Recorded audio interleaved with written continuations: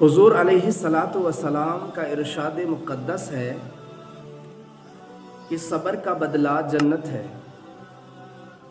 तो जब सब्र करने वाले जन्नत के अंदर दाखिल हो रहे होंगे तो फरिश्ते उनके सामने आ कर के उन्हें रोकेंगे और उन्हें मुबारकबाद पेश करेंगे, और इस तरह से वो मुबारकबाद पेश करेंगे कि सलामती हो तुम पर कि तुमने सब्र किया, बस आखिरत का घर किस कदर उम्दा है।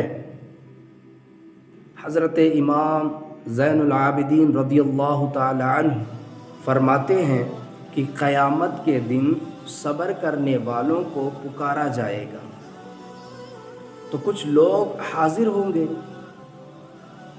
उन्हें हुक्म मिलेगा कि तुम जन्नत में दाखिल हो जाओ। वो तेज़ी से जन्नत की तरफ जब जाएंगे तो फरिश्ते उन्हें रोकेंगे और फरिश्ते उनसे रोक कर कहेंगे, क्या तुम हिसाब व किताब से पहले जन्नत में दाखिल हो रहे हो? तो वो कहेंगे, अल्लाह की इजाज़त और उसके फ़ज़ल से हम जन्नत में दाखिल हो रहे हैं।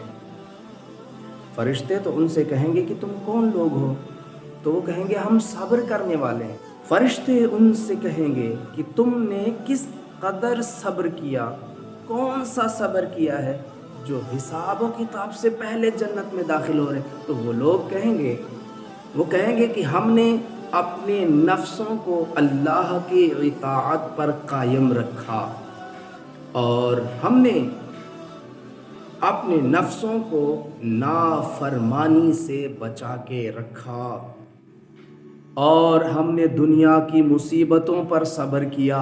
तो फरिश्ते उनसे कहेंगे कि तुम जन्नत में दाखिल हो जाओ कि नेक अमल करने वालों का अजर यही होता है। हज़रत सुलेमान अलैहिस्सलातु वस्सलाम के दौर की बात है कि हज़रत सैयदना सुलेमान अलैहिस्सलातु वस्सलाम के ज़माने में एक शख्स ने बहुत ही कीमती बुलबुल एक ख़रीद ली जो हर वक्त चहचहाती थी और बड़ी खूबसूरत आवाज़ में बोलती थी। अब उसका मालिक उसे अपने घर ले गया ख़रीद कर। कुछ अरसे तक वो इस तरह से बोलती रही और आवाज़ें, सुरीली आवाज़ें निकालती रही। तोता आया और उस बुलबुल के पिंजरे पर बैठ गया और पिंजरे पर बैठकर वो कुछ बोला और फिर उड़ गया। जब वह परिंदा उड़ गया उसके बाद से बुलबुल ने बोलना छोड़ दिया, खामोश हो गई। जब बुलबुल ने बोलना छोड़ दिया, बिल्कुल खामोश हो गई, जिस पर उसके मालिक ने ये मामला हज़रत सुलेमान अलैहिस्सलातु वस्सलाम की बारगाह में पेश कर दिया। कहा, हुजूर, मामला कुछ इस तरह से है, मैंने बड़ी कीमती एक बुलबुल ख़रीदी थी और वो बड़ी सुरीली आवाज़ में बोलती थी। कुछ दिनों की बात है कि तोते ने इसके पिंजरे पर आकर के कुछ बोला और जिस तरह वो बोलकर उड़ा, फिर उसके बाद ये बुलबुल ने बोलना तर्क कर दिया है, बोलना छोड़ दिया।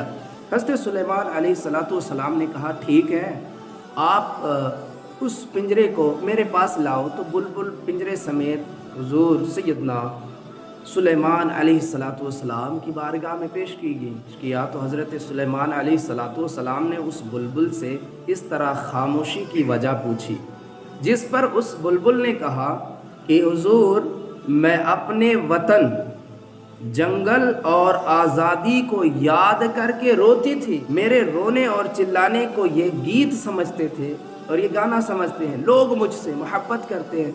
हुजूर, मुझे तोते ने आकर के बताया है कि तेरी कैद की जो वजह है वो तेरी बेचैनी है, बेसब्री है। तू सब्र कर, अल्लाह ताला तुझे आज़ाद फरमा देगा।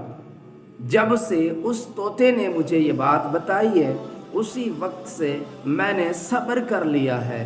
हज़रत सुलेमान अलैहिस्सलातु वस्सलाम ने फरमाया बुलबुल के मालिक से कि अब ये बुलबुल नहीं बोलेगी। जिस पर उसके मालिक ने कहा, मैं तो इसके गीत का आशिक था, इसकी आवाज़ का मैं आशिक था, جب یہ بولے گی نہیں تو میں اسے پال کر کیا کروں گا، لہٰذا میں اسے آزاد کرتا ہوں۔